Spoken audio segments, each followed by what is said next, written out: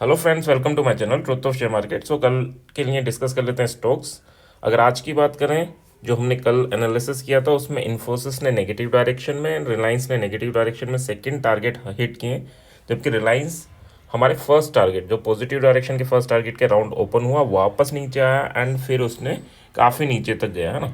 सो Tata Motors ने क्या किया, टाटा मोटर्स तो नो डाउट गैप अप ही ओपन हुआ था, बट वो एक बार रिट्रेस किया था, उसके बाद फिर गया, है ना। एसबीआई में आपको सेकंड टारगेट मिले होंगे, एक्सिस बैंक ने आपको फर्स्ट टारगेट दिया होगा, एचडीएफसी बैंक में आप अगर एंटर भी किए होंगे तो भी अभी पॉजिटिव स्टेट में होंगे, उसमें भी लॉस नहीं हुआ होगा। एंड अडानी की बात करें तो अडानी ने नो डाउट नीचे जाके हमारा एसएल हिट किया है ना, क्लोजिंग बेसिस पे अगर बात करें तो। चलो कल के लिए डिस्कस कर लेते हैं। First of all this video is only for education purpose. यहाँ मेरा Telegram link and WhatsApp number के मैंने, सो प्लीज ज्वाइन कर लें। स्टार्ट करते हैं विद एचडीएफसी बैंक। तो एचडीएफसी बैंक की बात करूँ तो कल ये लेवल थे आपको गिवन, नीचे ओपन हुआ, ओपनिंग से हमें ज़्यादा कुछ इफेक्ट नहीं होता, हमारा मेन वर्क है कि ब्रेकआउट को हम प्ले करेंगे, है ना। तो नीचे गया, वापस ऊपर आया, और यहाँ पर देखो ये कंसोलिडेशन। अगर यहाँ पर आपने एंट्री की होगी, जो कि आपको मैंने रूल बता रखा है कि अगर ये लेवल्स टूटते हैं या फिर नीचे से ऊपर आता है तो फिर वो कोशिश करेगा ऊपर वाले टारगेट को अचीव करने की। तो देखो यहाँ पर इसने वापस रेंज में आया, तो ऊपर वाले टारगेट की एक्सपेक्टेशन थी, वो अचीव हुआ। एंड उसके बाद ऑलमोस्ट, यानी फर्स्ट टारगेट मैंने इसीलिए नहीं मेंशन किया क्योंकि फर्स्ट टारगेट के ऑलमोस्ट करीब जाके, यानी 43 तक ही गया था ये ऑलमोस्ट, बट हाँ 43.5 हमारा टारगेट था, तो 50 पैसे से शायद रह गया। कल के लिए क्या है, अब कल के लिए 44 का वेट करना होगा। अगर 44 टूटता है तो फिर आप 57 एंड 70 तक के टारगेट के लिए प्लान कर सकते हैं। बट यहाँ एसएल जरूर लेके चलना है, सो दैट इज़ 1439। यानी अगर बियरिश हो वापस रेंज में आए तो 39 पे निकल जाना। और सेकंड चीज़, एक और चीज़ का ध्यान रखना होता है कि अगर 15 मिनट की कैंडल मान लो इसके ऊपर चलेगी और रुक गई, आपने एंटर कर दी क्लोजिंग पे और ऊपर फिर चली गई, तो आपको कम से कम कोस्ट टू कोस्ट आके बैठ जाना, ठीक है। अब या तो टारगेट हिट हो या फिर हम नो लॉस में निकले, तो थोड़ा इन चीज़ों पे वर्क करना, जो चीज़ें डिस्कस की जाती हैं। नेक्स्ट बात कर लेते हैं, बियरिश कब होना है। तो बियरिश के लिए 1434.5 ये लेवल टूटता है तो आपको 1426 एंड 1417 तक के लेवल इजीली देखने को मिलेंगे। एसएल की बात कर लेते हैं, 1439.5 का आपका यहाँ पर एसएल रहेगा, that is your hard SL. Soft SL के लिए क्या करना होता है, 15 मिनट की कैंडल कोई भी ब्रेकआउट देती है तो उसका लो, और अगर ब्रेकडाउन देती तो उसका हाई, जो भी छोटा हो आप उसे यूज़ कर सकते हैं। बट हाँ, अगर 15 मिनट आपके डायरेक्शन में जाता है तो एटलीस्ट हमें कोस्ट टू कोस्ट आके बैठ जाना है। So that's about HDFC bank. Structure bullish है, काफ़ी इंपॉर्टेंट लेवल का ब्रेकआउट दिया है। अब कल इंपॉर्टेंट होने वाला है कि ये ब्रेकआउट फेल होता है या फिर ये पास होता है, ठीक है। So that's about HDFC bank. Next बात कर लेते हैं एक्सिस बैंक की। एक्सिस बैंक ने क्या किया, देखो कल ऑलमोस्ट यहीं क्लोजिंग दी थी इसने, ठीक है। आज इन्हीं लेवल को तोड़ने के बाद ये नीचे यहाँ कहीं ओपन हुआ था, ऊपर गया, बट वापस आके नीचे लेवल टूटे, ठीक है। ये 1 आवर की 15 मिनट की कैंडल है। उसके बाद डायरेक्टली इसने ये नीचे वाले लेवल टेस्ट किए एंड फिर कंसोलिडेशन करके ऊपर वापस गया, ठीक है। तो अब कल के लिए क्या इंपॉर्टेंट है, देखो कल के लिए इंपॉर्टेंट ये है कि फर्स्ट ऑफ ऑल अगर यहीं ओपन होता है, यहीं ओपन होता है तो आप बियरिश अगर हो तो फिर इस कैंडल का हाई आपका एसएल हो जाएगा, ठीक है। बाकी लेवल की बात कर लेते हैं, 1103.5 अगर ये टूटता है तो वंस अगेन इस टारगेट को, यानी 1109 तक के टारगेट के लिए हम वेट करेंगे। एंड देन 1117.5 दो टारगेट रहेंगे। एसएल की बात कर लें तो एसएल 1100, ठीक है, यानी 1100 का आपका एसएल भी रहेगा, 2.5 भी नहीं है ना, 2.5 का हमारा एसएल रहेगा। एंड अगर 1094.5 ये टूटता है तो फिर आपको 1088 एंड 1079 ये दो टारगेट आपके डाउनवर्ड डायरेक्शन में रहेंगे। यहाँ पर एसएल की बात करूँ तो यहाँ पर एसएल आपका 101100, ठीक है, तो थोड़ा सा एसएल बड़ा रहेगा। आई होप ये चीज़ें, एक तो ये है कि यार यहाँ पर आप कोशिश करना कि आपको सॉफ्ट एसएल मिले। क्यों? क्योंकि अगर सॉफ्ट एसएल मिलेगा तो वो छोटा होगा, नो डाउट, है ना। तो 15 मिनट की कैंडल अगर ब्रेकडाउन करती है तो उसका हाई हमारा सॉफ्ट एसएल रहेगा, और अगर यहाँ रुक जाता है तो फिर हम क्या करेंगे, थोड़ी देर बाद कोस्ट टू कोस्ट आके बैठ जाएंगे, यानी नेक्स्ट 15 मिनट की कैंडल क्लोज हुई, हम कोस्ट टू कोस्ट आके बैठ जाएंगे, ठीक है। नेक्स्ट बात कर लेते हैं, so that is our Reliance में क्या चल रहा है? तो रिलायंस देखो काफ़ी ऊपर गैप अप ओपन हुआ, ऑलमोस्ट वहीं जहाँ हमारा फर्स्ट टारगेट था। तो अब यहाँ से अगर आप 30-15 का टारगेट अचीव करना चाहें तो ये आपकी ज़िद है, बट हाँ यहाँ से नहीं होगा। उसके बाद ये यहाँ पर सेलिंग प्रेशर आया और इस लेवल को तोड़ने के बाद ये डायरेक्टली 2972 तक के लेवल तक गया, है ना। एग्जैक्टली वहीं जाकर बाउंस किया और फिर आपका इस रेंज में आके थोड़ा सा फंस गया।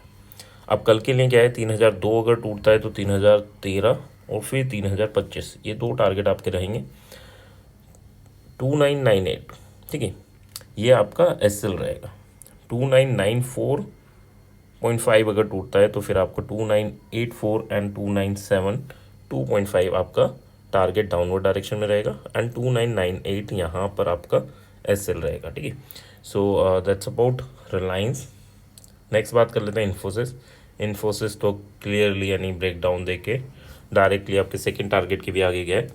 तो अब कल के लिए क्या है, देखो 1613.5 ये इंपॉर्टेंट लेवल है और 1603.5 यानी ये 10 पॉइंट का रेंज जो है ये काफ़ी इंपॉर्टेंट होने वाला है। अगर इसमें रहे avoid trading in Infosys, but अगर 13.5 अगर ये टूटता है तो फिर आपको 22.5 एंड देन 33.5 तक के लेवल इजीली देखने को मिलेंगे। यहाँ पर अगर एसएल की बात करें तो 3.5 यानी 13.5 पे हम बाय करेंगे तो 1610 हमारा एसएल ज़रूर लेके चलना है। 1603.5 के नीचे हम सेल करेंगे तो 1587.6 एंड 1571.5 ये आपके टारगेट ज़रूर रहने चाहिए क्योंकि ये काफ़ी इंपॉर्टेंट लेवल है, ठीक है। यहाँ से एक रन में, इससे भी नीचे से एक रन में यहाँ पर आएगा। तो अगर यहाँ ये लेवल टूटेगा तो फिर काफ़ी बड़ा सेलिंग प्रेशर आपको देखने को मिल सकता है इन इन्फोसिस। अब यहाँ पर एसएल क्या लेके चलना है तो 1608.5 का आपका यहाँ पर एसएल रहेगा। 3.5 यानी 5 पॉइंट्स का एसएल रहेगा, बट हाँ अगर छोटा मिलता है तो नो डाउट आप उसे यूज़ कर सकते हैं। नेक्स्ट अगर हम बात करें सो एसबीआई ने काफ़ी अच्छा मूवमेंट दिया एंड ऑलमोस्ट सेकंड टारगेट के भी ऊपर गया है 987 पॉइंट। चलो एग्जैक्टली 987 अगर टूटता है तो फिर 992.5 एंड 998 ये दो टारगेट हमारे अपवर्ड डायरेक्शन में रहेंगे। एसएल की बात करूँ तो यहाँ पर हम एसएल लेके चलेंगे 785.5 यानी 700 के टर्म्स में याद रखना। एंड 782.5 अगर नीचे टूटता है तो 777 एंड 769.5 ये आपके टारगेट रहेंगे। यहाँ पर अगर हम एसएल की बात करें तो 784.2 that's your SL in 1.7 points का आपका एसएल रहेगा फॉर सेलिंग से। स्ट्रक्चर तो बुलिश चल रहा है, ठीक है, इसमें बुलिश है। इन्फोसिस बियरिश चल रहा है ना। टाटा मोटर्स की बात कर लेते हैं। सो टाटा मोटर्स की बात करें एक लिमिट में तो ये काफ़ी ऊपर तक चला गया था, बट हाँ उसके बाद सेलिंग प्रेशर जनरेट हुआ। देखो इसमें डीमर्जर वाली न्यूज़ थी, है ना, न्यूज़ थी तो न्यूज़ का इम्पैक्ट सुबह सुबह काफ़ी अच्छा दिखा। 1050 तक, 50 से भी ऊपर चला गया था, है ना, तो वहाँ तक गया। फिर थोड़ा सेलिंग प्रेशर आया। इसी टाइप से जब आपने देखा होगा HDFC के मर्जर की न्यूज़ आई थी तो उस टाइम पे भी इस टाइप के इम्पैक्ट देखने को मिले। तो मर्जर डीमर्जर की जो न्यूज़ होती है उसके अगले दिन इम्पैक्ट दिखते हैं ना, बट ऐसा सच नहीं है कि हाँ वो कंटिन्यू रहेंगे।